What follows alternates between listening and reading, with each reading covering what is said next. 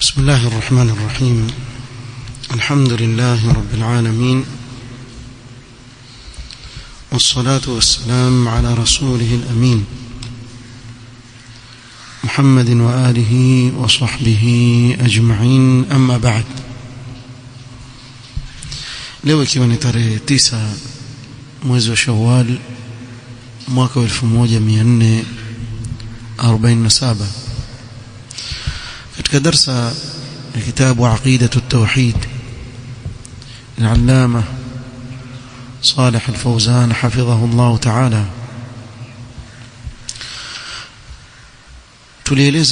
tulianza kuzungumzia al-fasl ath-thalith fi bayan al-inhiraf 'an al-aqida wa subuli tawaqqihi, na tukazungumzia kuanzia kauli al-musannif رحمه الله تعالى وحفظه الله تعالى قال: والانحراف عن العقيدة الصحيحة له أسباب تجب معرفتها، ثم قال: من أهمها.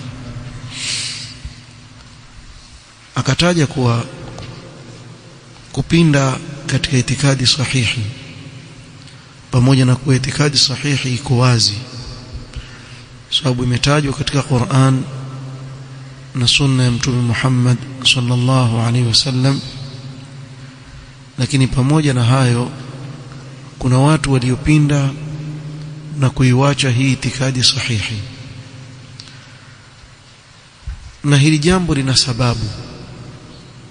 Kuna sababu ambazo zaweza kumpelekea mwanadamu akaiwacha njia ya sawa, na hii sababu ni muhimu sana au ni wajibu kwa kila Muislamu kuzifahamu, sababu huwezi kujiepusha na sababu za kupotea mpaka uwe wazijua. Waweza kuingia katika asbab za al-inhiraf hali ya kuwa hujui kama kile ulichokuwa ndani yake ni upotofu. Kwa hiyo kuna dharura, kama vile kuna dharura ya Muislamu kuijua njia ya haki akaifuata, kadhalika kuna dharura ya kuijua njia ya batil ili kujiepusha nayo. Na sahaba Hudhaifa radhiyallahu anhu arda, wengine katika masahaba walipokuwa wakimuulizia kuhusu khairi, yeye alikuwa akiulizia shari. Alipolaumiwa katika hilo akasema watu walikuwa wakimuuliza Mtume sallallahu alaihi wasallam kuhusu khairi, ama mimi nilikuwa nikimuuliza kuhusu shari, makhafata an yudrikani, kwa kuchelea na kuogopa isije ile shari ikanipata. Na ukitizama Hudhaifa radhiyallahu anhu hakuwahi kuingia katika fitna aina yoyote iliyotokea, kwa sababu alikuwa a'lamu as-sahaba bil fitan.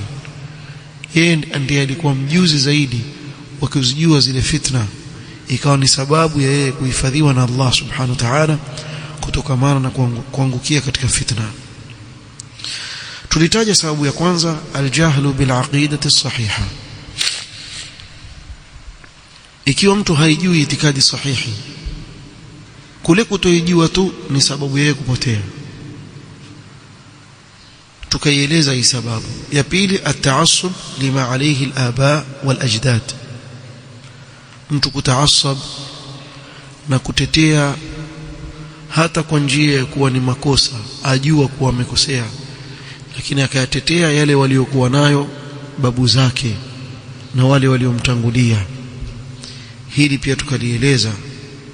Sababu nyingine, at-taqlidul a'ma, kuiga kipofupofu, yeye wafuata tu, maadamu watu wenda mkondo huo na yeye wenda, hataki kujua ile haki iko vipi. Na hili pia wengi katika awamu nnas wamepotea kwa sababu ya kuiga tu watu wanavyofanya na wao wafanya. Na hii taqlidul a'ma ukizungumzia na marefu na mifano yake ni mingi, lakini ni miongoni mwa sababu za watu kupinda. Amuona mtu yafanya jambo, haulizi kwa lile jambo lipo ama hakuna, na yeye pia yafanya. jambo jingine tukalizungumzia al-ghulu fil awliya was-salihin, kupita mipaka na kufanya ghulu kwa watu wema, wakanyanyuliwa zaidi ya daraja yao waliokuwa nayo. Na hili pia limepelekea wengi katika watu kuingia mpaka katika kumshirikisha Allah subhanahu wa ta'ala kwa ghulu waliokuwa nayo kwa watu wema, wakawafikisha mpaka katika cheo cha Allah subhanahu wa ta'ala, wakapeleka sehemu katika ibada kwa asiyekuwa Allah subhanahu wa ta'ala. Na sababu inayofuata ambayo ndio leo tutaanza kuisoma, al-ghaflatu an tadabburi ayati Allahi al-kawniyya wa ayati Allahi al-Qur'aniyya. Miongoni mwa sababu zinazompelekea Muislamu kupinda na kuiwacha njia ya sawa ni yeye kughafilika kutokamana na kuzingatia ishara za Allah subhanahu wa ta'ala zinazoonyesha ukubwa wake na utukufu wake katika huu ulimwengu al-kauniyya, kama mbingu na ardhi, jua na mwezi. Akakaa chini akatafakari na kuzingatia kuwa Allah ameviumba vyote hivi si kwa sababu ya mchezo na upuuzi, bali kuna malengo makubwa sana ya Allah subhanahu wa ta'ala kuumba viumbe vyote hivi. Na atafakkur ni ibada katika ibada adhimu alizoziamrisha Allah subhanahu wa ta'ala. يقول الله سبحانه وتعالى: أولم ينظروا في ملكوت السماوات والأرض وما خلق الله من شيء. je, hawatizami kwa jicho la kutafakari katika huu ufalme wa Allah subhanahu wa ta'ala wa mbinguni na ardhini, na vile alivyoviumba Allah subhanahu wa ta'ala? Kwa sababu katika mtu kutafakari na kuzingatia viumbe hivi vya Allah ni sababu ya yeye kuzidi kuwa na imani kwa Mola wake Allah subhanahu wa ta'ala, kuzidi kumuogopa Allah subhanahu wa ta'ala, kumtukuza Allah subhanahu wa ta'ala. Tizama wale wenye akili, ulul albab, Allah amewasifu katika sifa zao nzuri, wayatafakkaruna fi khalqi as-samawati wal ardh. Hii ni ibada adhimu ambayo watu wema huifanya. Mtu akakaa akatizama mbingu, akatizama ardhi namna ilivyoumbwa, akatizama jua, akatizama mwezi, nyota. Kisha baada ya kutizama huko kote aseme kama walivyosema ulul albab: subhanaka ma khalaqta hadha batila. Umetakasika Allah, haukuumba vyote ulivyoviumba hivi kwa ajili ya upuzi. Kilichowapelekea leo wale ambao wameteleza na kuingia katika upotofu mkubwa sana mpaka kufikia kukanusha uwepo wa muumba, mojawapo ni hili jambo la kutotizama na kutadabbar na kufikiria kuhusu viumbe vikubwa hivi alivyoviumba Allah subhanahu wa ta'ala katika huu ulimwengu. Yani wewe fikiria, mtu aweza kukaa chini akasema kuwa yeye amekuja hapa duniani, sijui yani waeleza vipi, amkuja tu yani yani watu wako watu mbingu hizo, mara tu kuna jua, tena lile jua latembea kwa mpangilio mzuri kabisa, latoka asubuhi aliona, jioni latua, mwezi, nyota, bahari na viumbe walioko ndani yake, mpaka aje kufikiria, yani mtu yaketi chini afikiria kuwa huyu mwanadamu asili yake anatoka wapi? Sema asili yake huyu mwanadamu ametokamana na nyani. Kwa hiyo aamini kuwa babu yake wa kwanza nyani. Kisha wakaendelea hivyo hivyo, wakaanza kujidanganya katika wanyama, mpaka wanyama wa baharini. Kuna klipu mmoja mmeiona ya hawa wanaojiita wanasayansi waeleza asili ya papa yule wa baharini ni mnyama gani. Hasa waeleza mwanzo alikuwa fisi, kisha akawa yatembea hivi akafika baharini akaona pafaa niogelee, akaingia baharini akaogelea akaona hainaje nafaa nimesijui nini. Yani ujinga wazungumzwa pale, na kuna watu millions and millions of years ulikuwepo. Muongo wewe. Kuna chakula ukienda Saudia kule kimeketi kama chokaa hivi, kama madonge ya chokaa sijui ita nini. Ukiangalia hivyo unaona kama mawe hivi, lakini ni chakula. Sheikh Abdul Razzaq aeleza, sema siku moja kijana mmoja amebeba kutoka mamlaka yosoma America University, na mmoja katika wale walimu ni atheist mutashaddid, yeye kila kitu asema millions of years ago. Asema ujamaa, ngoja nikamuenjoy safari hii. Kabeba kile chakula amepikiwa na mamake kaenda nacho. Sasa jina lake chaitwa nini? Akifika kule akamtolea yule profesa, akamwambia wewe unaona chokaa hizi zilikuwa lini kutoka katika hii ardhi? Zimekuja lini katika hii ardhi? Yule jamaa akaziangalia akasema hii inaonyesha sijui ni aina fulani ya jiwe. Kumbe ni chakula hajui. Makingeti kama chokaa kweli ukiona. Na hiki yaonyesha kina miaka mingi, labda sijui milioni kadhaa, jifanya mjuaji. Ambia anatengenezwa na mamangu juzi jikoni pale. Hakuna millions wala nini. Urongo mtupu tu, mtu aketi chini akizungumza millions. Na haya mazungumzo kiazungumza kuna watu wajifanya wana akili, mashekhe wako nyuma. Wewe una wazimu wewe. Ulioko nyuma wewe ambaye waangalia mbingu na ardhi na nyota na mwezi na jua, kisha katika akili yako sema vitu vimekuja sudfa tu hivi. Na mara nyingi ukiangalia katika mashule hivi ndivyo watu wanafundishwa. Hakuna kitu kinachofundishwa kule kwenye secular kisha ukaambiwa alikiumba ni Allah. Wewe wafundishwa kuwa hivi vyote vinahusiana na hiyo science, nini vitu gani. Kwa nini wajua? Kwa sababu ukirudi katika historia, makanisa hasa katika nchi za Europe waliwatesa wafuasi wao sana,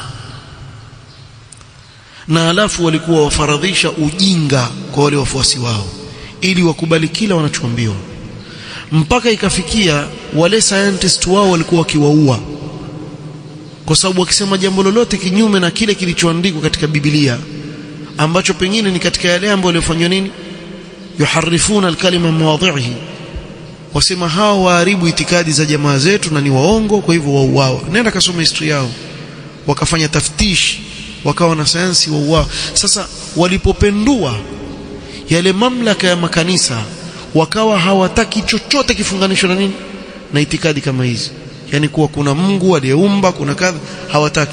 Kwa hiyo wao badala ya kubadilika wakafuata itikadi ya sawa ya Uislamu kwa mfano, ambao ndio itikadi inayokwenda na maumbile ya mwanadamu. Huwezi kupata katika Uislamu kabisa. Kuna kitu kimefundishwa katika dini yetu chaenda kinyume na maumbile ya mwanadamu, huwezi kupata, kwa sababu haya maneno kutoka kwa Allah subhanahu wa ta'ala. Lakini kwao ikawa yapatikana sana yale, wakapiga vita makanisa, wakapenduza ile hukumu ya makanisa wakati ule, kwa ile corruption iliyokuwa wakati ule kwa makanisa ni marefu. Lakini mwisho wa kwisha wakawa wameingia ya kuwa hatutaki mambo yetu haya ya kisayansi yahusiane chochote na mambo ya kimungu. Kwa hiyo yakapendua kabisa, hakuna uhusiano katika mambo hili, waendelee na mambo yao. Ndio walivyokuja na ile elimu ya kidunia ambayo iko katika sehemu mbalimbali, ukaona kuwa wanapofundisha hawataki kitu chochote kihusiana na nini, na dini, fundisha mambo yao kivyao. Na hii ndio ikapelekea wengi wakaona kuwa ile ndiyo akili. Kuna mmoja asema kuwa wewe utanithibitishia vipi kwa kulikuwa na Adam na Hawa? Wallahi swali ile uliza ama atheist wal maswali kama haya, lakini kuna watu wana akili ya kujibu, wazuri kabisa kujibu, wanaoviona kujibu vizuri. Hebu tukuulize wewe, wamjua babu yako watano? Kanyamaza yule bwana, hiwari hamjui kweli? Watano tu, babu yake watano tu hamjui. Taiba kama hebu turudi nyuma. Tukirudi nyuma, population na idadi ya wanadamu yazidi ama yapungua? Sema kila tukirudi nyuma ile population inafanya nini? Yapungua. Kwa sababu kila ukirudi nyuma binadamu walikuwa wachache nyuma kuliko sasa. Amwambia rudi mpaka mwisho watabakia watu wangapi? Yule bwana akasema watabakia watu wawili, mke na mume. Amwambia basi ndio huyo Adam na Hawa. Wallahi, na yule bwana kaangalia hivi, alikuwa jifanya alivyokuja, amekuja na hanja. Mimi utaona jawabu lake alitopatikana. Alivyojibu akaangalia hivi, it makes sense. Kweli inawezekana. Sasa wewe ni jina ndio linkutatiza. Wewe unataka kujua tunjuaje wewe aitwa Adam na wewe aitwa Hawa. Lakini huwezi kukataa kuwa asili ya mwanadamu itakuwa kulikuwa na wawili ambao ndio walioanzisha, kisha wakazaa watoto, kisha mpaka tukawa sisi sote tuko hapa. Basi ndio huyo Adam na Hawa ambao Allah subhanahu wa ta'ala ametusimulia katika kitabu chake wazi. Kwa hivyo kuwa na ghafla na kutozingatia aya za Allah subhanahu wa ta'ala ni sababu ya kupotea. Walimbiharu bimu'tayat alhadarat almadiyya. Kwa kuna watu wafurahishwa na kushangazwa na vile vipaji tulivyovipata kwa maendeleo ya kidunia tunayoyaona katika huu ulimwengu. Kumezuka teknoloji mbalimbali. Kwa kuna baadhi ya watu ile teknolojia wanaoiona wanadamu namna walivyoenda katika kufikia sehemu ya mbali kabisa katika teknoloji, hili jambo likawa la wafurahisha.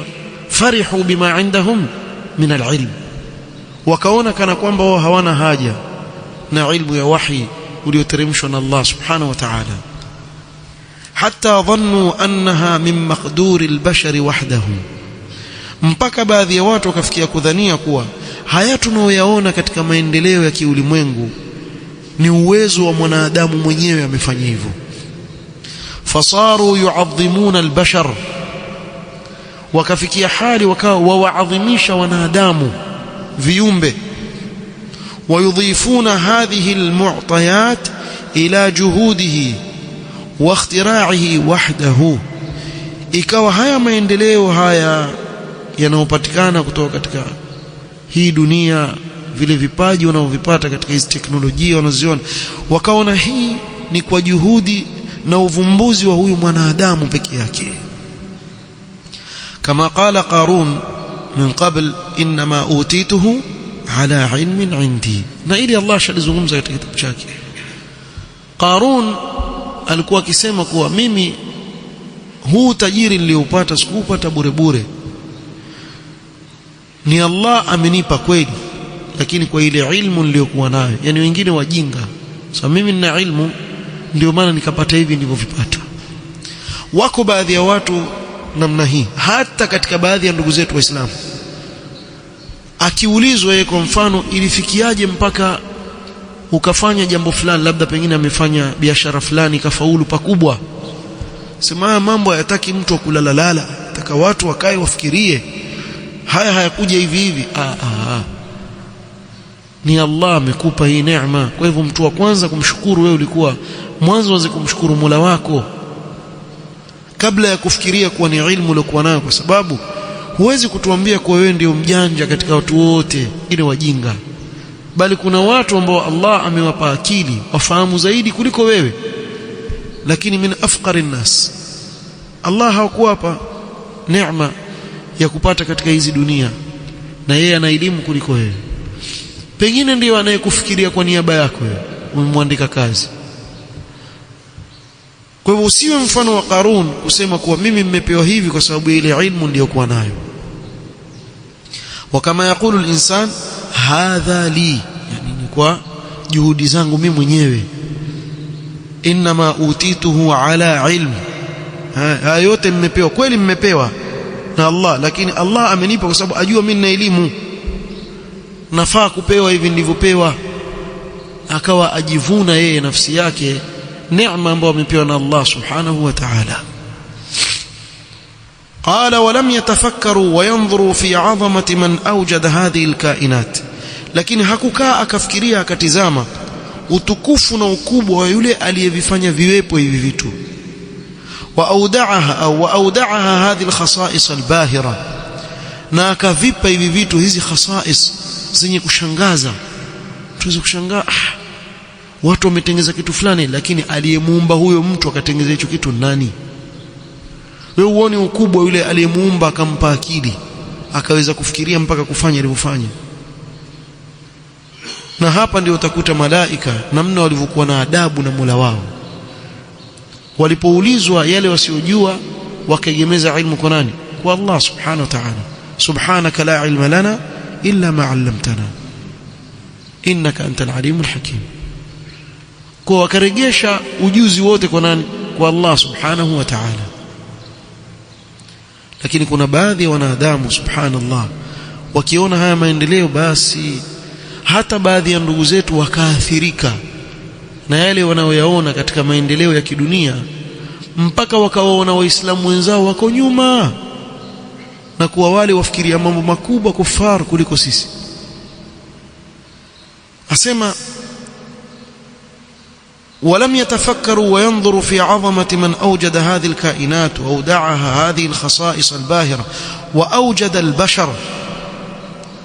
وشفكريا sasa yule aliyemleta huyu mwanadamu mpaka akayafanya haya aliyofanya katika ulimwengu, واعطاه المقدرة على استخراج هذه الخصائص, akampa uwezo yule mwanadamu Allah subhanahu wa ta'ala wa kuweza kuvumbua haya mnaoyaona katika mambo ya kushangaza katika ulimwengu, walintifai biha, na kunufaika navyo vitu. Wallahu khalaqakum wama ta'malun, Allah ameumbeni nyinyi na vile mnavyovitenda. Vyote ni viumbe vyake Allah subhanahu wa ta'ala. Wamefikia wengine mpaka kusema wama utitu min alilmi illa qalila. Wasema hiyo ni wakati ilipoteremshwa Qur'an, amba sasa Allah amewapa ilmu nyingi sana wanadamu, si qalila. Nasallallahu alafiyata wassalam. Na hii ni kufru iyadhan billah, kwa sababu Allah subhanahu wa ta'ala vile atakavyotupa katika ilmu ya kufahamu teknolojia na nini, bado hatutoki njia hii aya wama utitu min alilmi illa qalil. Wewe angalia kiumbe tu mwanadamu, wa fi anfusikum afala tubsirun. Hatuambieni akili nini. Tuzungumza katika sharh sunna al-Barbahari, akiulizwa mwanadamu akili tu, akili yake alikuwa nayo ni kitu gani, hajui kujieleza. Ushawahi kufikiria kitu hicho? Akili ya mwanadamu nini? Usituambie mbongo, kwa sababu hata yule mwendawazimu pia ana bongo. Lakini mbona tasarrufat zake si kama zako wewe mwenye akili? Kitu gani ambacho kiko tofauti baina ya yule binadamu ambaye ana kila kitu katika mwili wake na wewe? Yule mwingine akawa ni mwendawazimu na wewe ukawa na akili yako timamu. Kilichotofautisha baina hivi vitu viwili nini? Wameshindwa kujibu wanasayansi mpaka leo. Akili ni kitu gani? Hii mtu mpaka kawa na sense yuelewa hii sawa hii sawa, nini kitu nini? Sijakwambia roho, wayasalunaka anir ruh qul ar-ruhu min amri rabbi. Na kwa hii aya Allah ndo akasema wama utitu min al-ilmi illa qalil. Vile mtakavyofikia wallahi hamwezi kufikia kujua roho ni kitu gani. Na roho iko ndani ya mwili wako. Muona mtu mzima, ikitoka ile roho kwisha, ni mwili tu, hauna chochote waweza kufanya. Nini hii roho? Allah hakutuambia ni kitu gani, na hatuwezi kujua ni kitu gani. Nyinyi mwajua kama kuna baadhi ya matajiri waliwasenti katika nchi hizi mnazoziita zilizoendelea, eti walipa pesa, na kama wataka kujua ingia katika mitandao ili utaliona, walipa pesa wawekwa katika sehemu za kuhifadhiwa, kwa sababu wao waamini kuwa teknolojia inavyokwenda watakuja kuvumbua kumleta mtu katika uhai. Kwa hiyo kuna pesa walipa kwa mamilioni, uwekwe kwenye ile mashini wakati wewe ushakufa, ili ukae pale, pengine baadaye wakivumbua ile sayansi kuleta wafu kwenye uhai, na wewe utarudi. Yani jamaa apenda kuishi huyo, hajatosheka na alivyoishi, atakarudi tena baada ya miaka 100, wasema 200, wanasayansi watavumbua kumleta mwanadamu katika uhai. Ni mwajisumbua tu, aendaye harudi tena bwana mpaka siku ya kiyama. Ukienda urudi. Hata akaja wali pia akasema mbona unkufa bila kupiga shahada? Harudi huyo, wacheni kudanganya watu, harudi, ishatolewa roho خلاص. wa min waraihim barzakhun ila yawmi yub'athun, aingia katika maisha ya barzakh mpaka siku atakapofufuliwa na Allah subhanahu wa ta'ala, siku ya kiyama. Lakini angalia vitu hivi ambavyo viko ndani ya mwili wa mwanadamu, ndio Allah akasema wa fi anfusikum afala tubsirun. Tizama wewe katika mwili wa mwanadamu. Lau kama utasikiliza wale waliosoma jambo hili wakakuelezea kuhusu moyo tu wa mwanadamu na unavyofanya kazi na nini, wewe washangaa, subhanallah. Ndio bado turudi pale pale, wama utitum min alilmi illa qalila, vile mtakavyofikia katika ilmu. Qala ta'ala أولم ينظروا في ملكوت السماوات والأرض وما خلق الله من شيء. آتوا ميليزة فيها.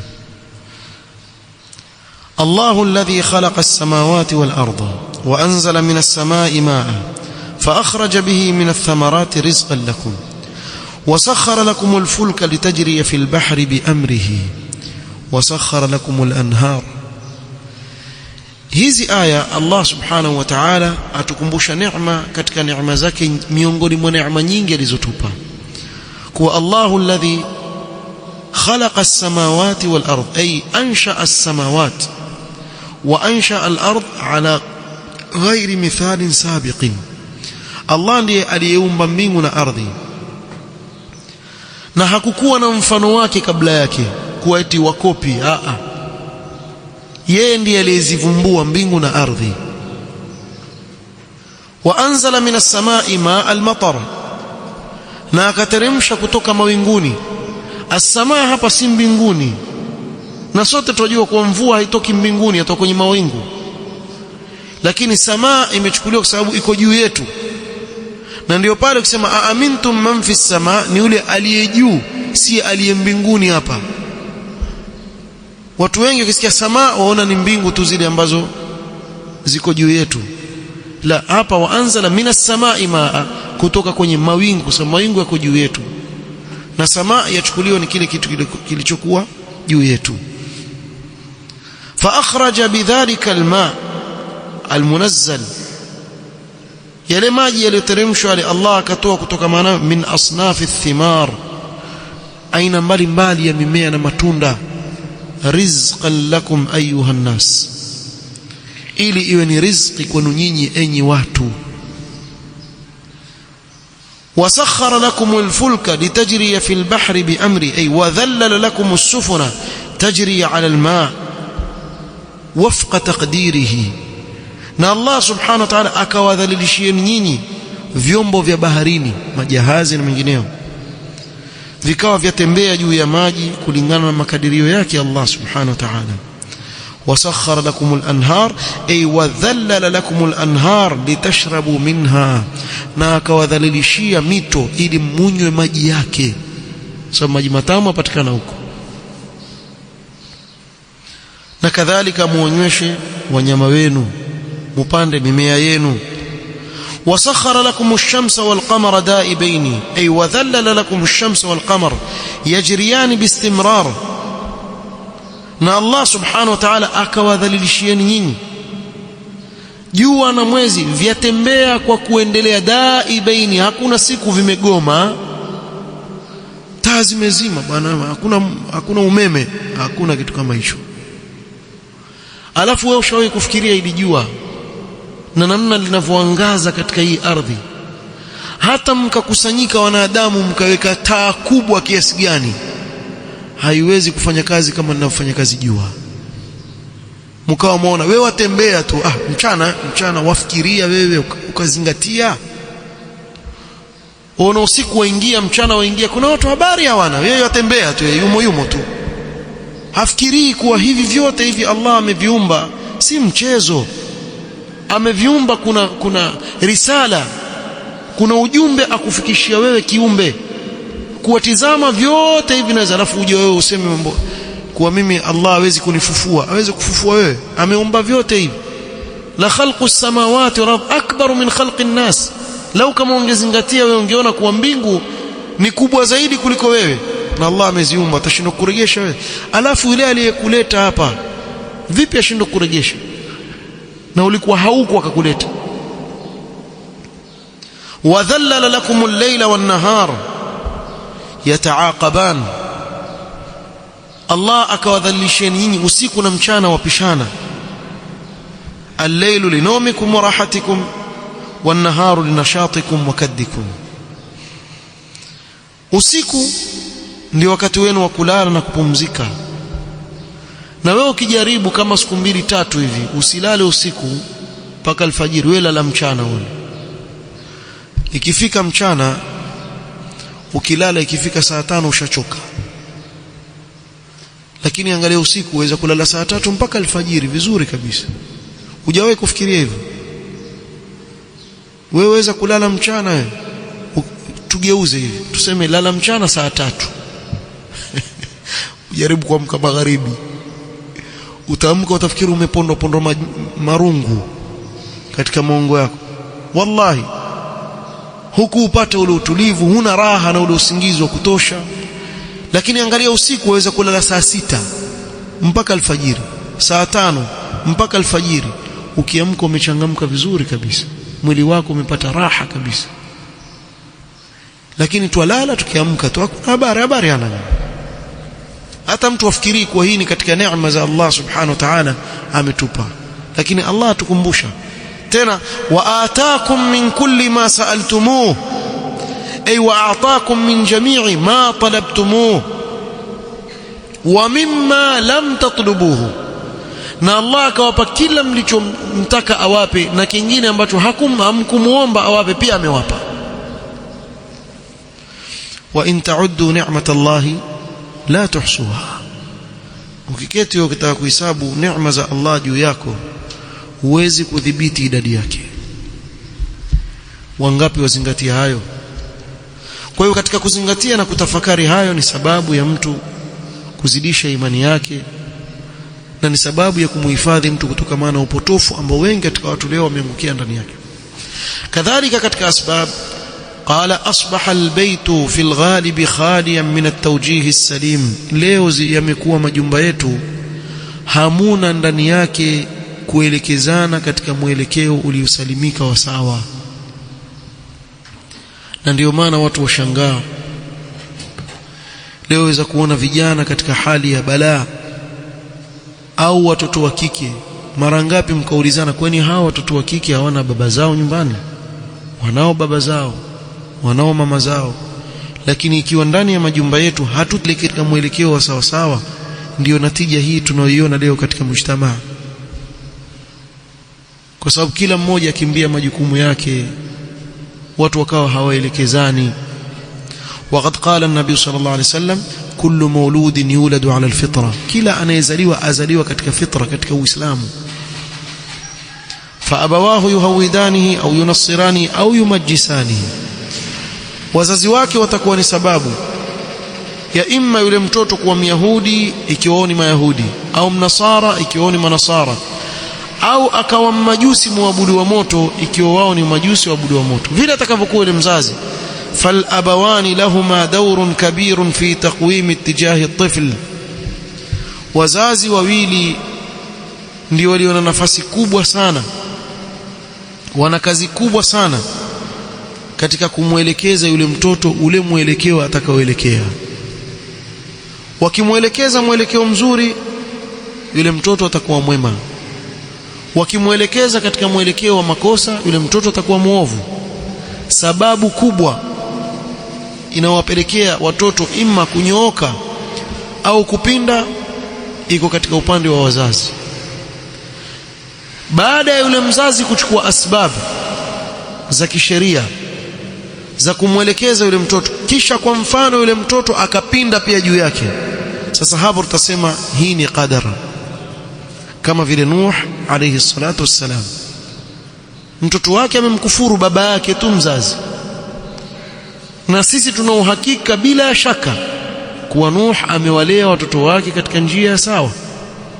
Wachana vile visa vya Biblia, yule amuona babake amelewa sijui iko vipi, ule upuzi ule wa kuwachezea mitume wa Allah alayhi salatu wassalam, achana nao ule upuzi. Sio Nuh alilewa, sio akawa nini, kisha mmoja katika watu wake akimtizama hivi akamcheka, mwingine akamfunika, sio mwingine akafanya nini. Yule aliyomcheka alikuwa Mwafrika. Mshasikia story hizo? Yule alicheka yule ndo baba yake wa Afrika, ndio maana Afrika wapata taabu, hawaendelei. Yaani utajua wazi hili alilofanya ni mtu alikuwa yuwapanga watu awatengeneze kisaikolojia wabakie wajinga, kisha watu wengine wabakie wao ndio wako juu yao. Yaani katika zile vitu walivyovichomelea ndani ya vitabu vyao ni kama hivi. Sasa yule alicheka yule, na wao waamini, wazungumza hivyo na waona ni hivyo kweli. Yaani kuwa babu yao wa Afrika ndo alimcheka Nuhu, yule ndo yote alituharibia yule. Alivyocheka tukalaaniwa, kwa kalaaniwa yeye na wakalaaniwa. Sasa watu waishi hivi Afrika huku, wale ambao wana itikadi kama hizo, waona wewe anlaaniwa, yeye hawezi kuwa na maendeleo. Yeye anlaaniwa tu, au kulaaniwa wewe. Geuka kuwa na maadili mazuri uone vile utakabadilika. Masala si kwa wewe ishi Afrika, uishi Europe, uishi Arabuni, uishi wapi. Wallahi lau kama watu wangelishikamana dini ya Allah kisawa sawa, wangelikuwa mbali sana. Wallahu almusta'an. Hebu wafikiria ingelikuwa hizi nchi zetu Uislamu umeenea, watu waaminifu, hawaibi mali ya umma. Kuna nchi kweli tajiri kama Afrika? Wallahi mimi naona hakuna, sijui. Lakini wewe waweza kuja kusikia scandal ya corruption iliyofanyika, lau kama ingefanyika nchi ya Kiarabu ingekuwa shaanguka. Lakini watu wamo tukufiti, hata kuja mwingine taiba, watu endelea tu maisha vile vile, watu waishi. Yaani ukaja ukasikia kumeibiwa bilioni sijui ngapi, na kumbe hao raia hata habari hawana, hawajui hata kama kunaibiwa wala nini. Waje kuona kwenye magazeti na mahabari na nini, kuna jamaa akakamatwa akaibia serikali bilioni sijui ngapi. Hebu hizi pesa hizi kwa mfano zingelikuwa zaibiwa kwenye serikali za Arabuni kule, watu hawana kilimo wana chochote, wategemea mafuta tu, kisha ukaibiwa haya mabilioni. Ndio nawaambia watu wafikirishwa hivyo, kwa sababu washaambia babu yenu anlaaniwa, kwa nyinyi mtabakia siku zote mko nyuma. Si kweli. Nuh alayhi salatu wasalam amewafundisha watoto wake maadili, yule ni mtume wa Allah, lakini hivyo hivyo akatokea katika watoto wake akamkufuru baba yake akaangamia. Sasa hapa utamlaumu mzazi vipi? Yeye amefanya majukumu yake, lakini anayeongoza na kumjalia mtu kupotea kwa hikma zake ni Allah subhanahu wa ta'ala. Na ndio maana tunatakikana sana kuwaombea watoto wetu, kwa sababu wewe wafanya sababu, lakini ambaye atazifanya zile sababu zifanye kazi nani? Allah subhanahu wa ta'ala peke yake. Qala إحجام وسائل التعليم والإعلام في غالب العالم الإسلامي عن أداء مهمتها.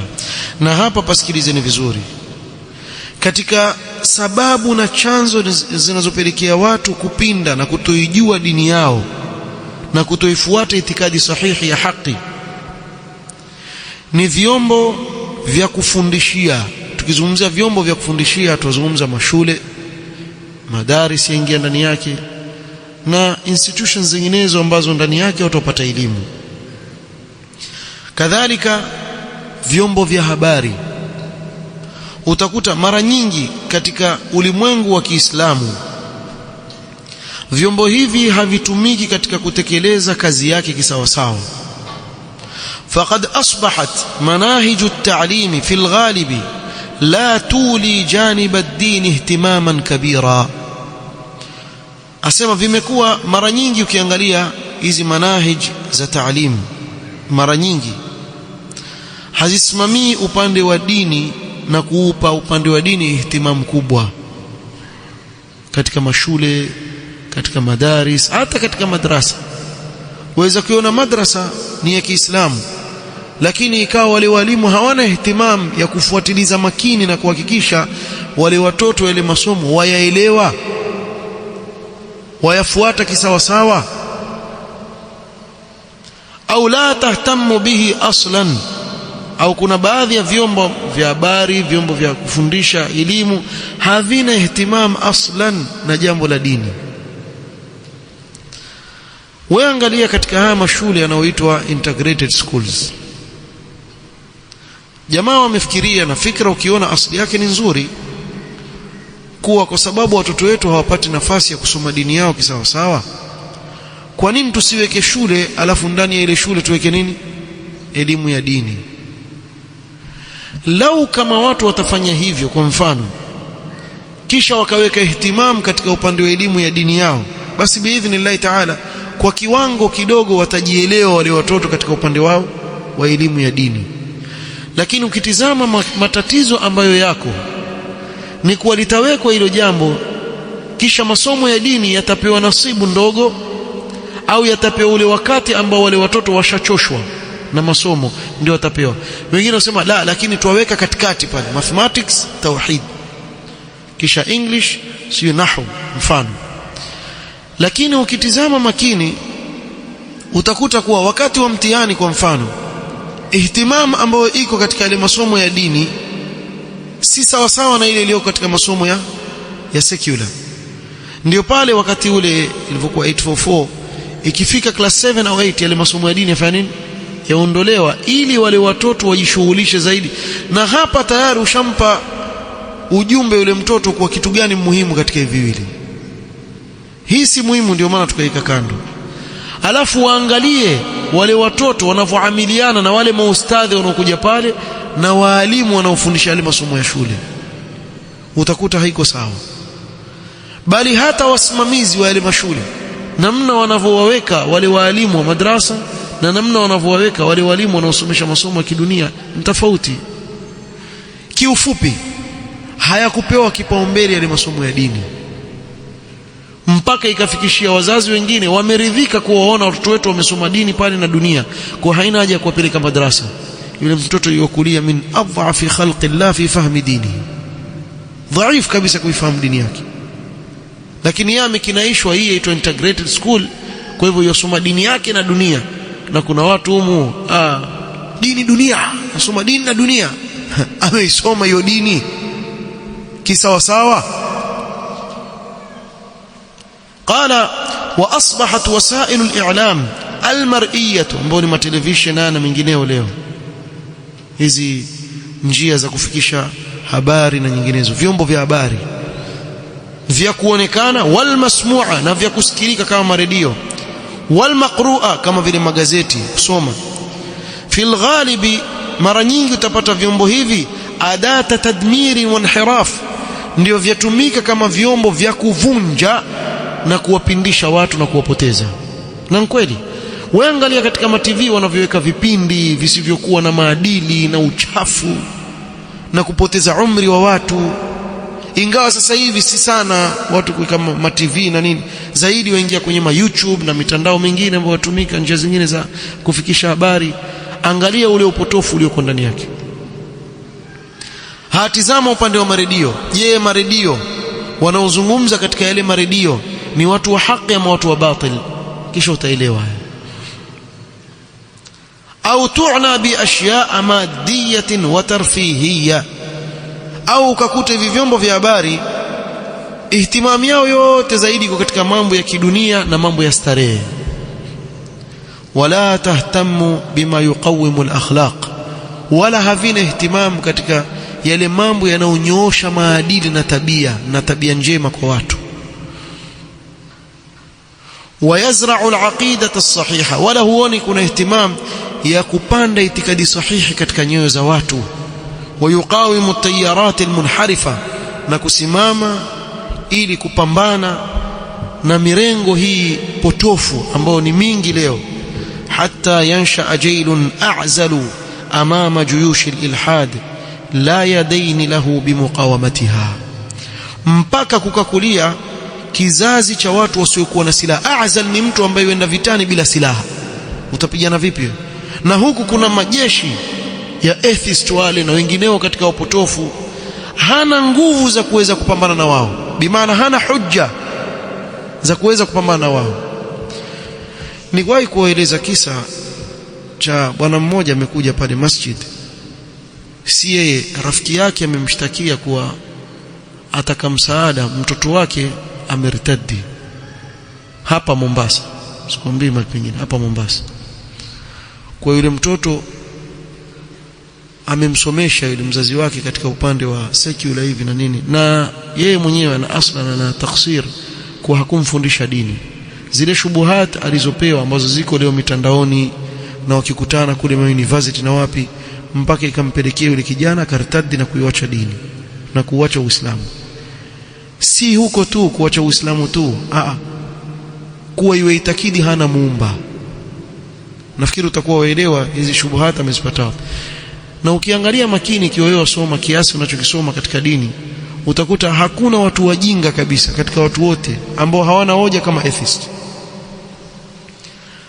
Kwa sababu asili ya mwanadamu ameumbwa yajua kuwa na muumba wake. Hili ni Allah amelijalia katika nyoyo za watu. Na ndio maana huyo atheist yule akipatikana na shida, hapo hapo yokumbuka kuwa na muumba. Yaani lau kama mtaambizana hivi mkapanga watu wawili muje mumbebe tu ghafla hivi, bebe juu tu, ataanza oh my god, kumbe una god wewe, wajua kumbe una muumba. Na kama mulhidin katika nchi za Kiarabu, kuna moja mmeona wafanya hiwar mulhid na muislamu, yule muislamu anambia yule qul wallah, jamaa wallahi alazim, sasa hapa na mtu hayuko, wewe hapa na kitu ambacho wasema hakuna hicho kitu. Yani wewe hujifanya mulhid na huko hapa wallahi alazim, wewe hapa kwa Allah na wasema hayuko, kwa sababu ni fitra Allah amemuumba. Kwa hivyo hakuna watu ambao hawana hoja kama hawa wanaoitwa atheist. Na wallahi alazim hoja zao kuvunjwa, zaweza kuvunjwa na yule mjuzi mpaka ukakaa chini ukacheka. Wewe angalia yule atheist akikwambia kwa wajua asili ya mwanadamu alikuwa tumbiri, kisha akamwambia wewe mwache mwanadamu. Ukitaka kumchanganya mwambie niambie nzi alikuwa nani. Akianza wajua nzi, mwambie na mbu. Mtajie wadudu watano tu hivyo, wadudu watano na komba mwiko. Hana jawabu lolote. Ni watu confused, akili zao ndogo kabisa. Pamoja na kwa ulimwengu watoa picha kwa ni watu wana akili, lakini watu wajinga kabisa. Lakini waweza kumuathiri kijana ambaye hana silaha ya ilmu ya kumtambua Mola wake, mara moja taathirika. Kwa hivyo vyombo vya habari lau kama vingelikuwa vyatumika, na ndio hapa twasema sisi vijana ambao mmesoma nyinyi mwajua kutumia njia za kuweka zile durus katika YouTube, kutuma kwenye WhatsApp na nini. Si lazima wewe ni alama sio alim, lakini si wanaoviona wamesomesha na tulabi ilmu wamesomesha, basi washindwa pia kuchukua na wewe ukaweka kule ili watu wakisikiliza wafaidike. Kwa hivi vyombo vya habari tuvitumieni vilivyo katika kufikisha hii haki, tusiwape nafasi watu wa batili. Na ikiwa kuna rudud ilmiya mzuri zimefanywa na ulama na tulabi ilmu, na kuna mtu wa batil amezungumza batil, basi chukua tu ile batili yake alizungumza, uweke ile raddi pale ili watu waelewe tofauti ya haki na batil ni nini. Wasiwachwe hao watu wa batil wakawa wao ndio wazunguka kule yajulun wa yasulun, watu kafikiria kuwa watu wa haki hawana maneno ya kuzungumza. Wasiwachwe. Na wewe tazama hawa makhurafi tu, hao ndugu zetu makhurafi hao, mkiwawacha ile batili yao wakaanza kuizungumza, huwa wazidi. Kwa mfano mimi niwapa mfano watu wacheka. Ramadhani iliyopita ilikuwa ile clip ya trend ni yule bwana ambaye amekwenda Nairobi akanunua magari akaja nao mpaka Mamrui bila kujifundisha kupeleka gari. Mkumbuka? Wala hajawahi maisha yake kupeleka gari. Huyo ataua watu huyo. Alafu wakati gani? Siwaambieni wakati wa gari automatic, yani waambiwa huko nyuma wakati wa gear. Yani kwa wale watu wampeleka magari ya gear huko nyuma yako sahihi, lakini si machache. Amefundishwa nani kubalance na nini na kukanyaga clutch na kitu gani, kuweka gear, ankuja mpaka kutoka Nairobi bila kufundishwa. Nawaambieni msipowazungumza hawa, kesho watasema mpeleka ndege. Sababu natia gari naona watu wankubali, wacha mpigia ndege. Mkimwacha kwenye ndege ataleta rocket.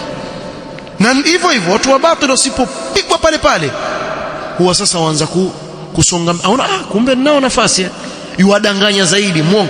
Huyu anayezungumza maneno yajijua yeye ni kadhab, si ati ajui kama yeye ni kadhab, lakini akiwatizama wale wanaomsikiliza ona jamaa mbona hawaniambii kitu, ngoja nitazua nyingine.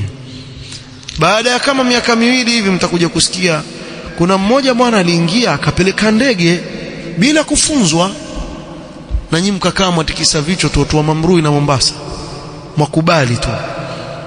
Lakini lau kama hao watasimamishwa mahala pao, hawatazungumza tena. Mwisho watakuja kujifanya madaktari, hawa watakuja kujifanya wao ndio mawakili, hao ndio muhandisin, mainjinia. Ikiwa nyinyi hamtowanyamazisha wataendelea mbele. Wewe ukisikia mtu akwambia samain dawa, mwambie kuanzia leo tutakuangalia shekhe, ukienda hospitali utatutambua wewe. Acha kudanganya watu wewe. Ukimwona na hospitali shekhe tutakuchapa. Wacha kudanganya wewe, umesema samain dawa. Ukiwa mgonjwa unapigiwa firimbi hapa mpaka upoe. Wachezea watu akili shekhe hao. Wakinyamaziwa hawa watu wa batila wataendelea kuwafanya watu wajinga. Kwa kila wakizungumza hao wagandamwe kualiko mpaka wakimbie. Na huwa wakishagandamwa kule tukanwa bwana. Na nyinyi watufanyia wapumbavu bwana. Salala, watufanye sisi wajinga namna hii bwana. Kwani mambo mangapi mwazungumza ya kufanya watu, yani watufanye sisi waislamu? Lau kama makafiri wangelikuwa wasikiza maneno wangelikuwa tucheka sana. Madarweshi hao. Gari yapelekwa bila mtu kufundishwa. Wakati mtume wetu sallallahu alaihi wasallam, innamal ilm bitaallum. Ilmu yoyote ni kwa wewe kujifunza. Hakuna elimu utalala utaamka kuona elimu. Muongo wewe. Wewe si mtume. Hata mitume wa Allah asema wa'allamaka ma lam takun ta'lam. Allah ndiye aliyewafunza mambo ambayo walikuwa hawayajui kabla hapo. Kisha waje kutuambia ghafla tu umekuwa na elimu tu, tena elimu ya vitu ambavyo hata ingia kilini shekhi. Tuende mbele. Kwa hivyo vitumike vyombo vya habari katika kufikisha haki na kuiponda batil, sibakishwe. Tumike bwana kila siku, wafuatilizwe watu wa batil na kadhalika kufikisha ilmu. Si uko peke yake, sababu watu wengine pia kila klipu ikitoka ni raddi, mpaka ufikiria yani hawa jamaa kazi yao raddi tu, hawasomi chochote. Kuna moja sisi wao kazi yao raddi, yani sisi hatusomi fiqh, hatusomi tauhid, hatusomi nahwu, hatusomi sarf, yani kazi yetu sisi hatusomi faraid. Njoo pale msikitini utaona watu wasoma ngapi tafsir, masomo yote someshwa, lakini kwa sababu zile klipu zinazokatwa ni hizo tu peke yake, asa jamaa wana basi hawa wana kitu kingine, ni hilo tu, asilo tu. Lakini pia mkizidi ndio maana yazidi hayo, sababu nyinyi mwazidi. Tayeb, ameeleza sababu za kupinda, kisha akamalizia akisema wasubulu tawaqi hadha al-inhiraf tatalakhasu fima yali. Utajizuia vipi kutokamana na nini? Na upotofu. Kwa kifupi, na haya ameeleza kwa kifupi.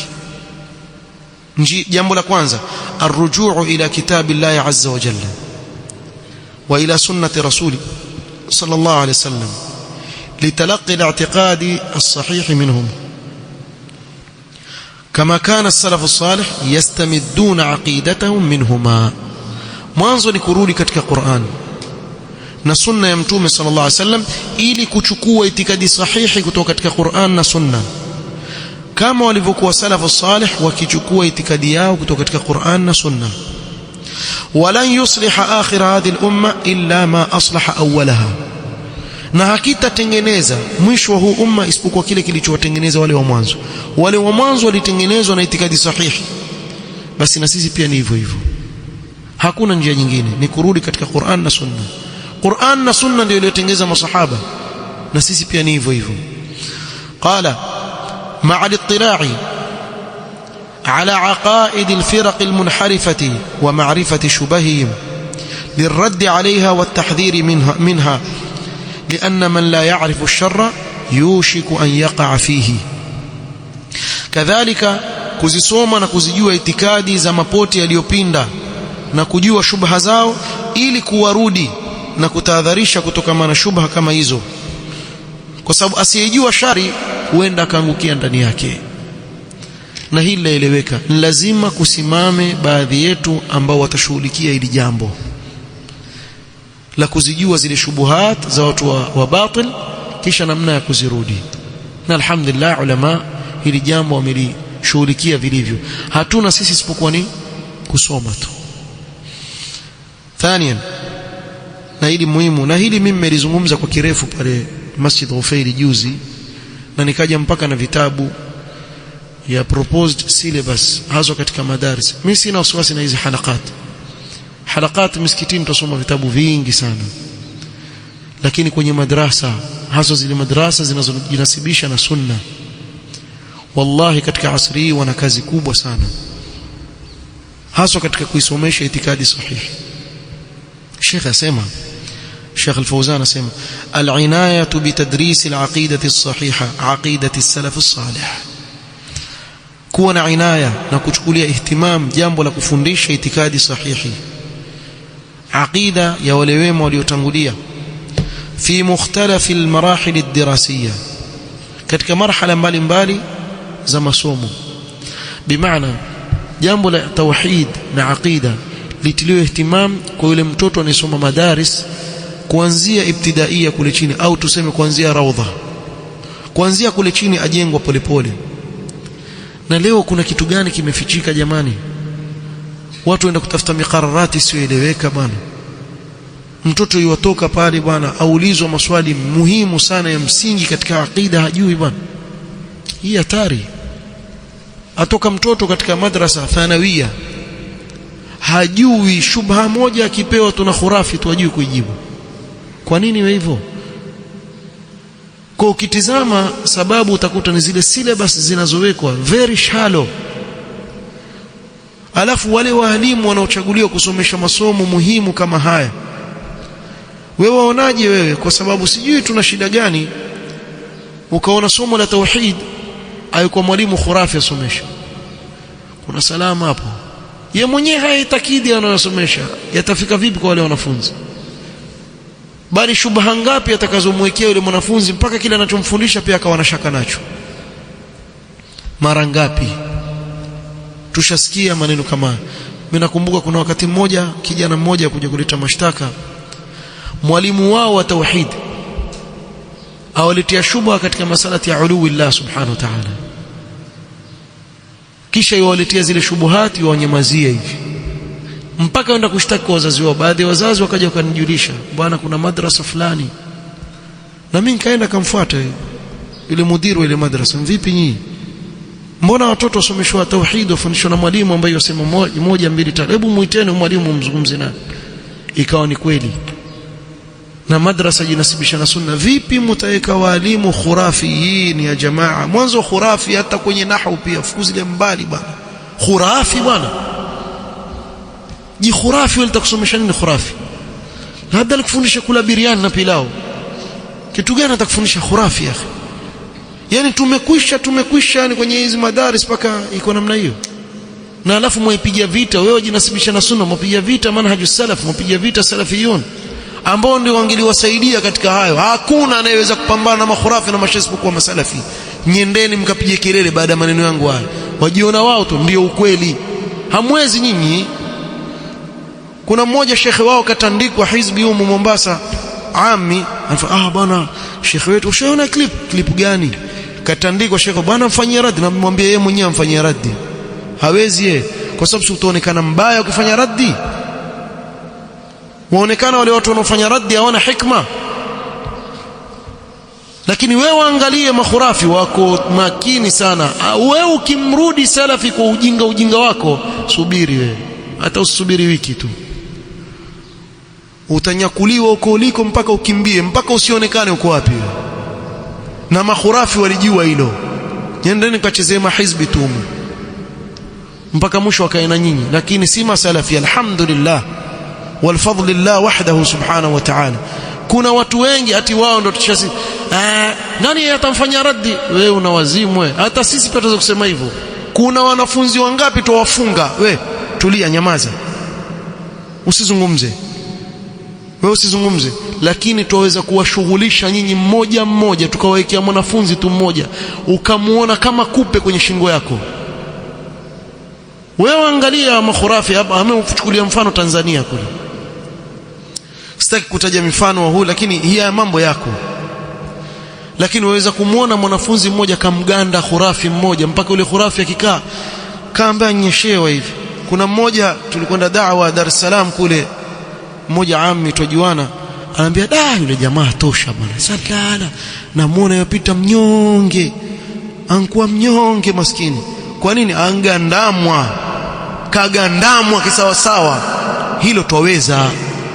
Kisha mkaanza kusema kazi yao kugandama watu, utagandamwe mpaka ukome. Hakuna kiboko ya watu isipokuwa masalafi.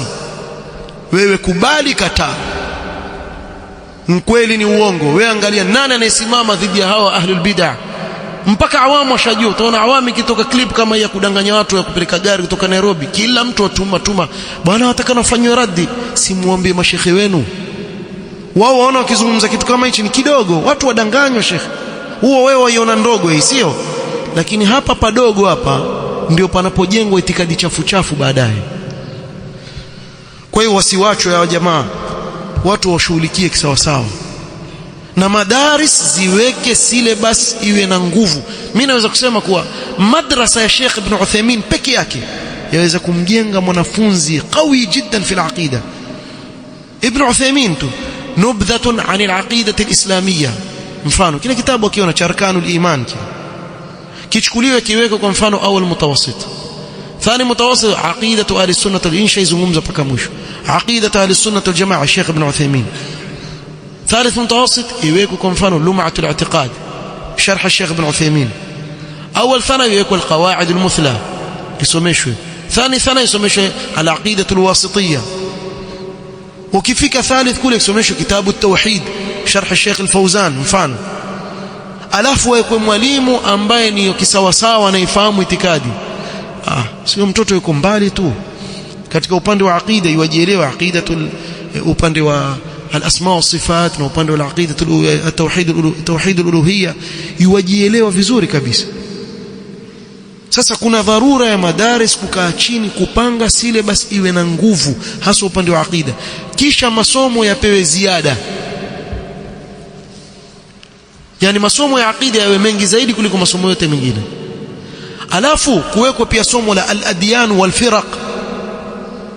Kwenye adyan wafundishwe dini ya Uyahudi na matatizo yaliyo ndani yake, unasara ufundishwe na yale ndani yake, kisha firaq sasa wafundishwe yale mapoti ya huko nyuma, kina Jahmiya, Mu'tazila, Rafidha na mengineo katika yale makundi potofu, na makundi ya asri hii kina al-Ikhwan Muslimin, as-Sururiyya, Hizb at-Tahrir, at-Tabligh na wengineo katika makundi potofu yawekwe wazi kabisa.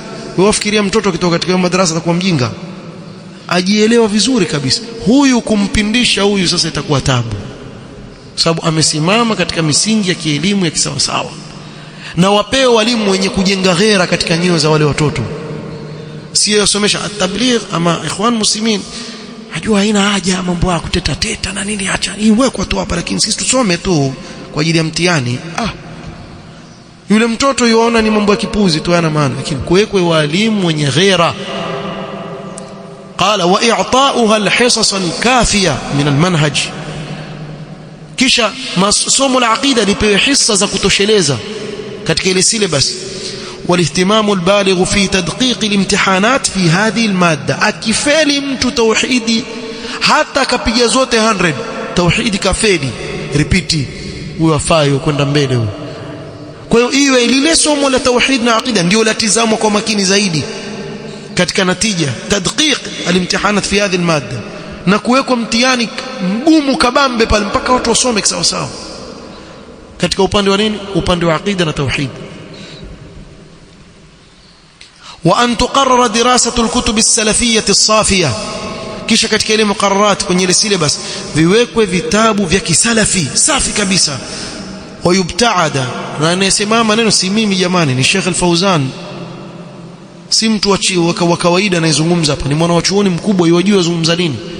Kwa viwekwe vitabu vya kisalafi visafi. Wa yubtaada an kutubil firaq almunharifa, na wawekwe mbali vijana na vitabu vya makundi potofu kasufia. Mwanzo wa sufia katika ile firqa watakaopewa nasibu kubwa zaidi, maana ndio walioenea huko, waelewa sijui mpaka mimi nasema hawa mwanzo wa makhurafi hawa watakana watoto kila saa watajue makhurafi hawa makhurafi hivi hawa makhurafi mpaka makhurafi wajue kila mali waitwa makhurafi. Kuna mmoja namsikia kwenye clip, nasikia kucheka kweli, nasema nini bwana, tulikuwa tusema mpaka tukitembea njiani khurafi yule apita, khurafi yule khurafi, wewe khurafi tu wewe, yani mpaka ile khurafi ile. Hao watoto wetu kama kutukana nao wasitukanane matusi, khurafi wewe. Sasa watu washaelewa khurafi nini. Mimi khurafi mimi khurafi mimi. Hao watoto hawataka kusikia kitu cha khurafi. Wafanywe hivyo. Wanafunzi wafundishwe kuwa hii ni njia mbaya potofu, msifuate hii njia ya kuzua bid'a katika dini, waelezewe kisawa sawa. والمبتدعه na wazushi wengine, waljahmiyya walmu'tazila walash'ari walmaturidiyya wa ghairihim, vitabu vya watu wapotofu kama hawa vikwe mbali, illa min babi ma'rifatiha liraddi ma fiha min albatil, isipokuwa katika kuwajuza vitabu vyao ili kuwarudi katika ile batil waliokuwa nao, watahdhiri minha, na kuwatahadharisha kutoka navyo. Kumalizia, qiyamu du'atin muslihin yujaddiduna linnasi aqidat as-salaf, kusimama kisawasawa walinganizi watakaoleta upya itikadi ya salaf kwa watu, wayarudduna dhalalati almunharifina anha, na kurudi upotofu wa wale waliopinda katika aqida. Hapana kubakisha watu wa batil. Na mimi nawaulizeni tena hili la mwisho hili qiyamu du'ati almuslihin yujaddiduna linnasi aqidat salaf wayarudduna dhalalati almunharifina anha, maana yake ni kuwa katika sisi kuna kipote cha watu ambao hawa kazi yao hawa kutengeneza yale mazingira yetu katika upande wa nini, wa aqida. Hizbiyun waweza kufanya kazi hii? Watu ambao wamekaa wakijipendekeza tu kwa watu, wataka msikiti ujae watu wakusikilize tu, lakini haki hutaki kuizungumza. Kuna baadhi ya watu wao da'wa zao ni kukusanya watu, aogopa nikizungumza haki fulani atakimbia na fulani atakimbia. Hao hawatufai, hawezi kusaidia mujtama. Wataka watu ambao watakuwa wakweli katika kufikisha ile haki kwa watu, bila ya kujali hisia za watu, kuwa huyu atakasirika, yule ataruka, yule atafanya nini, wamridhisha Allah subhanahu wa ta'ala. Wakipatikana hawa biidhnillah ta'ala, mazingira yatasafishika kwa uwezo wa Allah subhanahu wa ta'ala, na mujtama utasafishika na itikadi hizi potofu.